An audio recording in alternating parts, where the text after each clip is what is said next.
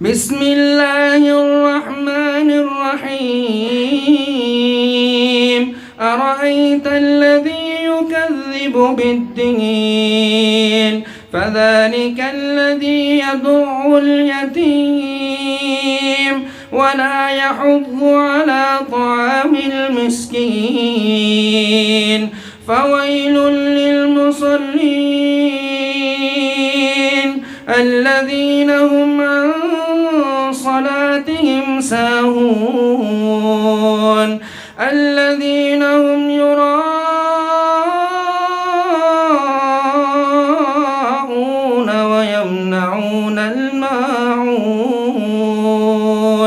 بسم الله الرحمن الرحيم إنا